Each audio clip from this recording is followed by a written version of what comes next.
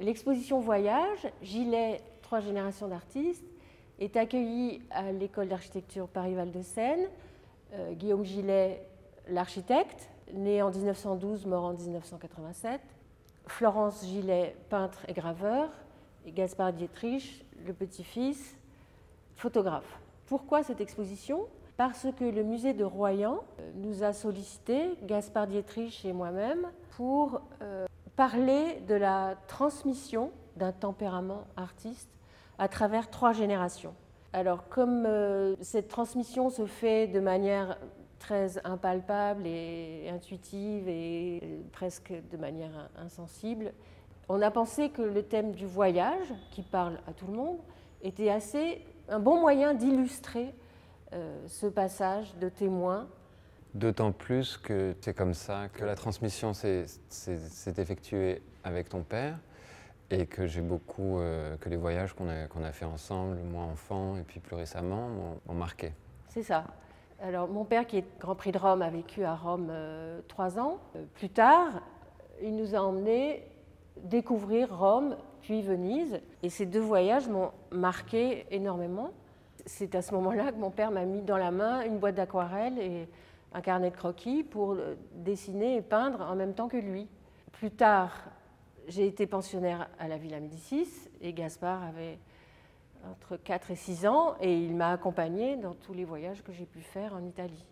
Visiter les musées, visiter les zoos, visiter les jardins botaniques. Et plus tard, adultes, nous avons eu l'occasion de voyager ensemble. Nous avons décidé, Gaspard et moi, de modifier un petit peu le contenu de l'exposition pour vraiment l'adapter à un public étudiant. En architecture. En école d'architecture. Donc il y a beaucoup de photos sur le cadre urbain et des photos qui parlent de matière, parce qu'on a pensé que le rythme et la matière étaient des problématiques qui pouvaient intéresser des étudiants en architecture. À l'occasion de l'exposition, un appel à projet a été lancé pour que ceux qui le voulaient dans la communauté de l'école puissent participer en venant exposer leur propre carnet de voyage. Donc en introduction de l'exposition, nous avons la chance de vous montrer une série de carnets réalisés par des étudiants. La manière dont nous avons adapté l'exposition au public de l'école par des diaporamas. Donc il y a 4 diaporamas qu'on peut consulter sur écran, consacrés à Guillaume Gillet, un diaporama des œuvres de jeunesse, un diaporama de carnet de voyage illustré à l'aquarelle, et puis un diaporama centré sur les croquis d'architectes autour des projets les plus emblématiques de Guillaume Gillet. 3 autres diaporamas sont consacrés à mes propres carnets de voyage en Italie, en Grèce, dans le Far West, notamment. Alors la question de la transmission, on a choisi de l'axer sur le voyage parce comment elle se fait, c'est très difficile à expliquer, d'autant que ton père était architecte, était peintre, je suis photographe, donc c'est une transmission de sensibilité, une façon de voir, une approche, mais on fait pas la même chose. Il y a beaucoup de ressemblances, mais à notre manière. En fait, l'apprentissage, on s'est rendu compte en préparant ces expositions que le voyage était très important dans cette question, dans cet apprentissage, dans cet héritage. C'est ça, le passage de relais se faisait... c'est beaucoup fait en notre cas, par le voyage, peut-être plus entre Guillaume et toi qu'entre toi et moi. Parce que Guillaume était constamment au travail, constamment à l'agence ou en voyage. Et alors que toi, tu travaillais beaucoup à la maison. L'atelier était à la maison. Donc en ce qui me concerne, c'était pas une transmission directe, c'est plus j'ai baigné dedans. Je t'ai vu au travail, je t'ai vu faire. C'est l'infusion plutôt que le passage de témoin. Ça se fait de oui, manière insensible et puis comme sans mots en fait, mais par des gestes ou par l'exemple. C'est tellement difficile à expliquer la transmission qu'en y réfléchissant, on s'est dit que le voyage était une façon de l'expliquer de notre expérience et on espère sera compréhensive. Mon père m'a appris à voir, m'a appris à regarder.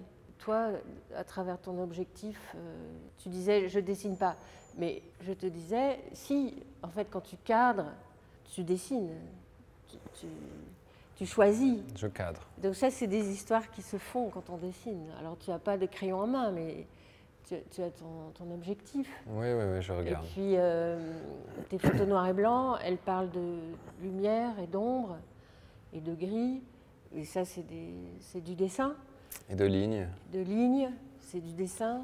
De masse, de vide et de plein, c'est du dessin. Donc tu as ta manière à toi de dessiner. Nous, ce qu'on voudrait montrer, c'est, ben, je ne sais pas, la manière comment dire, déjà de s'engager dans une pratique. Cet engagement qui finalement occupe toute notre vie, même si on n'est pas au labo, même si on n'est pas à l'atelier, on est toujours en train de penser à ce que va devenir l'idée, le travail en cours, comment va-t-il progresser, comment va-t-il aboutir. Toute notre vie est tournée vers cette pratique. Alors, le plan de l'exposition a été réfléchi en fonction du public étudiant en école d'architecture. Donc, on a orienté majoritairement sur l'espace urbain. Donc, il y a des photos de New York, une série new-yorkaise. Il y a des photos de Rome et de Venise, parce que ce sont des voyages que nous avons fait ensemble et que j'ai fait avec mon père. Donc la transmission est assez bien illustrée par ces deux villes-là.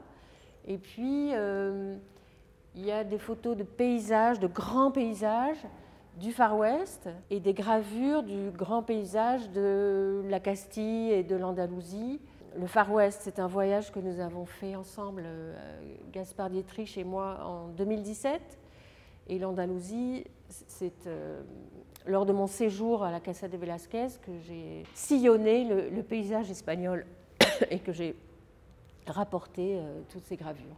Les aquarelles de Guillaume Gillet, nous les avons choisies parce que ce sont des œuvres de jeunesse alors qu'il était étudiant aux Beaux-Arts.